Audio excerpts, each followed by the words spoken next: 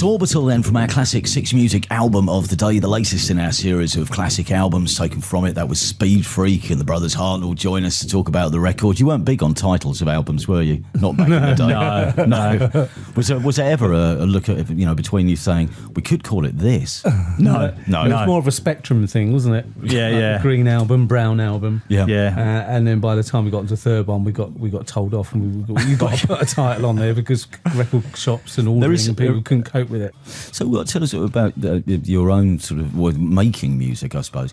Did you both learn piano? Neither of us learned the piano. I have since a few lessons. I've done a few lessons recently. Oh, have you? Right. In the last sort of 7 years. I did it for about 5 years. I've sort of stopped again now. I'm just too busy all the time. So you had no training when you were younger? No. So when was the first time you decided to actually make music together? It started when we both were working for Dad. Yeah. Our dad was a builder, and he was a bricklayer, and I was his labourer. Right. And then I like the hierarchy. I like the fact that everyone knows their place. Oh yeah, absolutely. Yeah. And that's it was around when I was 16 and he was 20. We started making friends. Our mum and dad went on holiday and left us both in the house. Yeah. Do you know what I mean? And then sort of all hell broke loose, really. It was great fun. We used to talk about music at work and that kind of thing. And then you bought a drum machine. I remember you reading a drum machine review, bought one. And then I had a guitar by then. I'd always had a guitar. I used to play in sort of local punk bands and things like that. Yeah. And then we just sort of put the guitar and the drum machine together. And, it was sort of like all of our favourite things at the time. The whole sort of Factory Records, Cabaret Voltaire kind of sound, and just started trying to put it all together, putting drum machines through distortion units, and then a synth came along, and then we discovered you could buy really cheap analog synths because nobody wanted them. Yeah. And so we started sort of searching around and buying sort of £40 synthesizers. So there was a corner of one of your bedrooms that was just beginning to get cluttered up with equipment. Yeah, well, basically, it ended up under the stairs. Really, it's it's our sort of Harry Potter phase, if you like. We started off.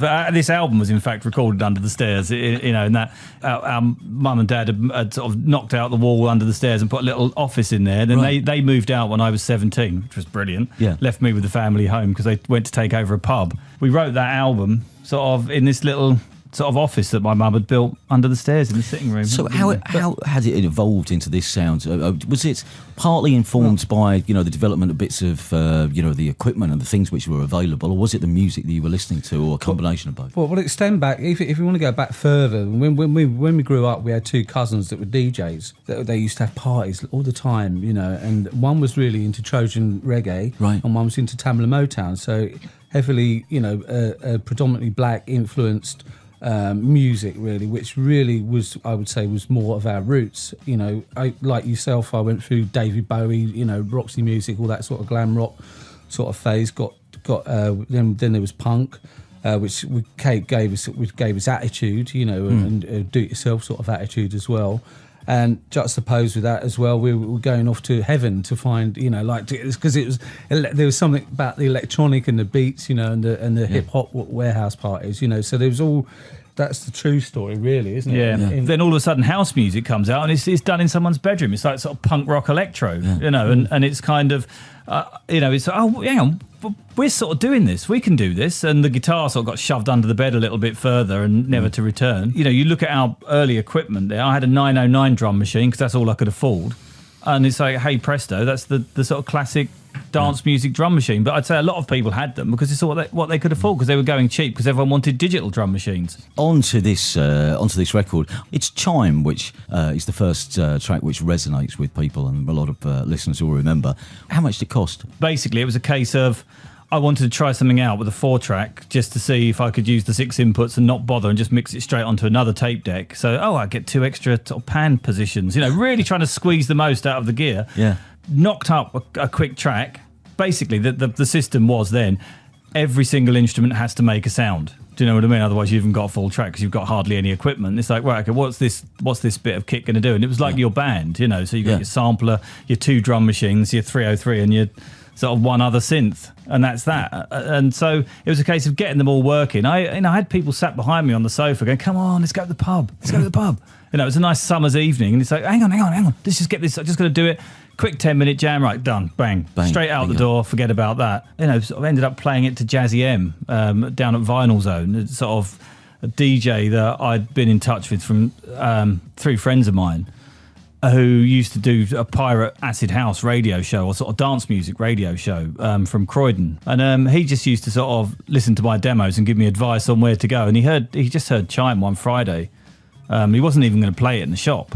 He was just gonna. He said, "I can't do that. I've got selling to do." You know, it was the big moment when the shop was full of DJs all buying on Friday night, and he had a quick listen on his headphones. And his face started smiling, and he whipped his headphones off and said, "Oh, sod this! I don't care. I'm going to play this in the shop. Hang on a minute, hang on," and got his mate to stop the record, put it on, and turned it up. And I was stood at the end, and I couldn't believe it. It's the first time I had a sort of sign of any kind of something could be happening here. Because all of a sudden, all these guys, these sort of 2 or 3 rows of DJs, all start going, "Oh yeah." Putting their hands up in the air, you know, the way that they do that in dance music shops, like bidding for records. Oh yeah, I'll have one. And he just started laughing at them all, saying, "Well, you can't have it. It's not available yet, but it will be soon. And you'll be able to get it right here." And then that's a brilliant way of knowing whether to press up a record or not, though, isn't it? When you've got London records get to hear about it, because eventually London come along, or FFRR come along, and license the track and put it in the chart. But how does it happen now? Well, that was Pete used to shop with Jazzy M's, didn't he, as well? This is Pete Tong. Yeah, Pete Tong. Yeah, that was one of their A&R guys.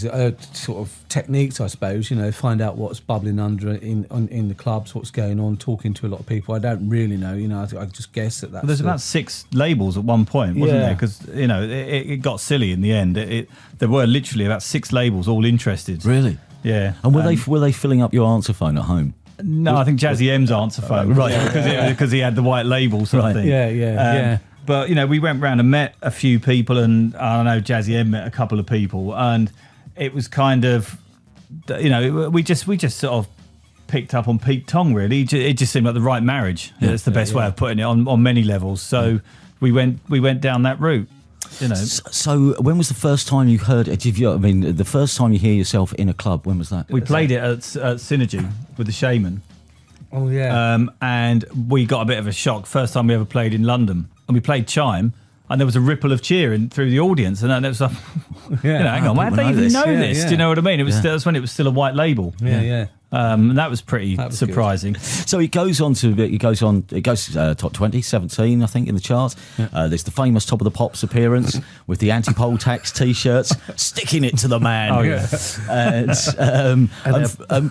And from there, where do we go next? Well, London Records were used to dealing with bands and long projects and that kind of thing. Yeah. And we always, you know, our background was, you know, I knew most sort of dance albums up to that point weren't very good. A lot of electro bands that did dance albums, they weren't brilliant albums. It was mostly a 12-inch culture, wasn't it? Yeah. But coming from, our musical background was more Cabaret Voltaire, you know, and New Order and bands like that. And they were album bands. So that's what kind of where we wanted to go. But with this, so we had that idea and hit music, with them, and Pete agreed, and it went on from there. Took a while. It did take a while, didn't it? It took a few EPs, testing the water, then finding out what we're like, you know, and us all sort of working together for a couple of years before this album came out. Yeah, but then we were also we did have the we used to go out and play live a lot, which is you know, at the clubs and stuff, you used to get like a PA with, you know, like come along and just mime along and do those sort of carry-ons on, where we just used to turn up like we do now, basically, with a studio and jam with our stuff, you know, and, which people actually totally got. Well, I think part of the audience were the same people as yourselves. So totally. We're used to having seen bands and things like this sort of music, but understood that, you know, they quite liked the idea that something was being live was, you know, and may change from night to night. When you're thinking about putting the first record together, is it bits of it already done? Did you have an idea of what you wanted it to stand for or sound like? Was there, you know, in punk rock terms, did you have a manifesto? You know, was there something that you wanted it to be? I think a lot of it was kind of individual tracks, really. With this one, we did write most of that fresh, I think, didn't we? You know, we had Chime, Belfast. There was no kind of manifesto apart from let's make let's make an album that works as an album, not as, you know, one of these sort of failed dance albums that we've been sort of listening to in the past. Yeah, because one of the things that's strange going back and listening to it again now, and maybe even at the time, but certainly now, I get a real feeling of travel, a sense of travel and movement about this record. It's the freedom of instrumental music as well. It's what you sort of do, isn't it? I love sort of albums that work as one. I think Tubular Bells, I still love side one of Tubular Bells. It's brilliant. Yeah. And Suppose it's that prog rock thing is again Yeah. mentioned earlier maybe. in that sense. We should play a track from the album. We'll talk more about our classic album of the day in a second. But from the album, which has no title apart from in my little library at home now, online in the MP3 library, I've renamed this album Electro Sat Nav. Taken from it, this is a tune called Ooh La.